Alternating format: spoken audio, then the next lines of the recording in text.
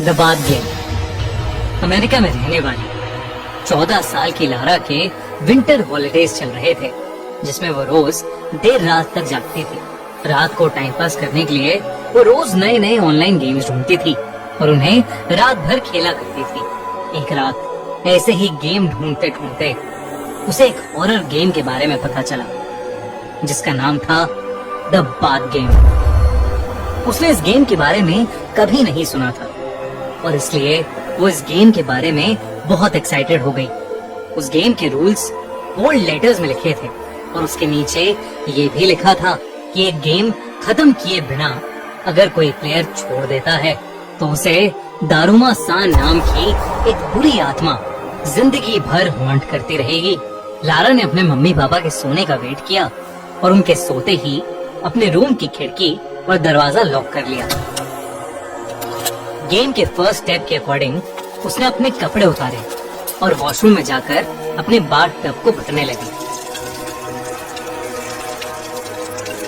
उसने सारी लाइट्स बंद कर दी और अपनी आंखें बंद करके टैप की तरफ मुंह करके बाथ टब के अंदर बैठ गए। गेम का दूसरा स्टेप था कि एक जापानीज मंत्र को बार बार रिपीट करते हुए अपने बाल धोना, और लारा वही करने लगी। उस मंत्र को बोलते बोलते उसने अपने बाल धोना खत्म कर लिया, पर उसे वहाँ बंद आंखों में ना तो कोई आवाज सुनाई दी और ना ही बाथरूम में किसी की प्रेजेंस फील हुई। लारा ने द बाथ गेम को बकवास समझा और वो अपनी आंखें खोलने ही वाली थी कि तभी उसे बाथरूम में किसी के चलने की आवाज आई। वो आवाज एकदम तेज हो गई। तभी वहाँ सफेद फटे हुए मैले कपड़ों में एक औरत उसके सामने आ गई। वो एकदम से बाथटब के अंदर गिर गई, जिसकी वजह से उसकी दाईं तरफ की आंख एक जंक लगे हुए टैप पर लगकर बाहर निकल आई और लटकने लगी। उसकी आंख से ढेर सारा खून निकलने लगा और वो पूरे बाथटब में फैल गया। लारा इन आवाजों से सहम सी गई। वो आंखें खोलने का सोच ही रही थी, पर तभी उसे गेम के रूल्स याद आ गए और उसने उस औरत से पूछा, Why did you fall in the bathtub? यानी तुम बाथटब में क्यों गिर गई? ये कहते ही लारा गेम के अकॉर्डिंग बाथटब से निकलकर बिना मुड़े बाथरूम के बाहर निकल आई। उसे इस बात का विश्वास नहीं हो रहा था कि उसे दारुमा सान की प्रेजेंस सच में फील हुई है। वो डर के मारे एकदम सुन्न पड़ गई। उसका उस वक्त मन कर रहा था कि वो अपने घर से भागकर कहीं दूर चली जाए, पर अगर वो गेम के आगे के स्टेप्स फॉलो नहीं करती तो दारुमा सान उसको हमेशा हॉन्ट करती रहती। तो वो रूल्स के अकॉर्डिंग अपने बिस्तर में जाके सो गई। उसे पूरी रात ऐसा लगता रहा जैसे उसे कोई देख रहा है।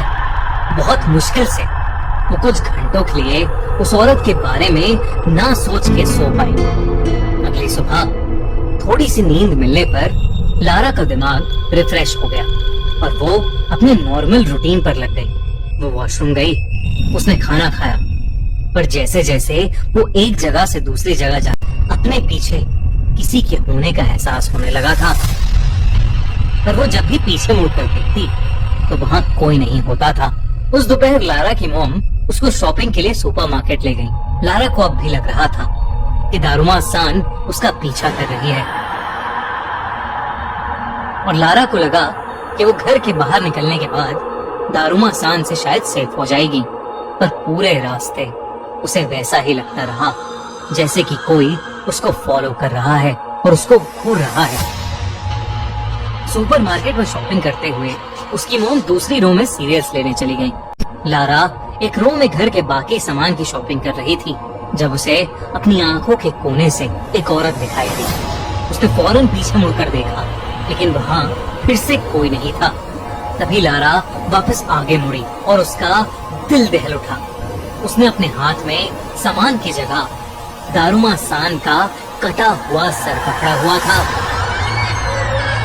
वो अचानक चिल्ला पड़ी। तभी उसकी मॉम ने उसे बिलिंग काउंटर पर आने के लिए आवाज लगाई। लारा ने जब फिर से देखा तो सब नॉर्मल था। उसके हाथ में नॉर्मल ग्रोसरी का ही सामान था। लारा बहुत घबरा चुकी थी, लेकिन उसने अपना मन शांत किया और बिलिंग काउंटर पर चली गई। बिलिंग के वक्त उसकी मॉम पेमेंट कर रही थी और लारा अपनी मॉम को सामान दे रही थी। तभी उसे कोने में खड़ी वही औरत दारुमा सान दिखाई दी।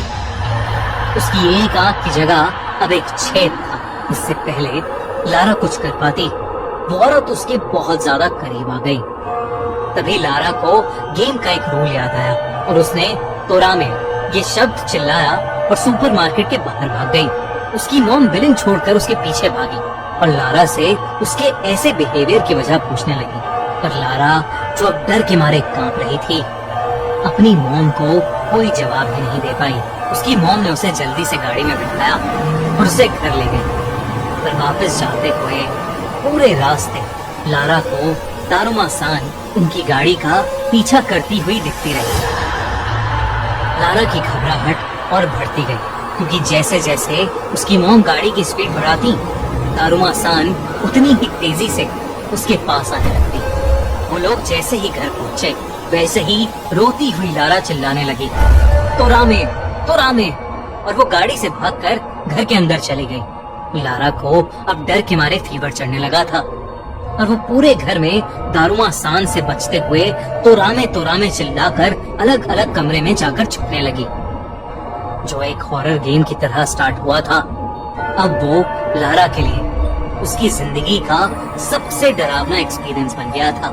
लारा ने डिसाइड किया कि अब वो दारुमा सान को फेस करने के लिए आखिरी स्टेप के हिसाब से काटे बोलकर एक एक्शन करेगी, जिससे ये गेम एंड हो जाएगी।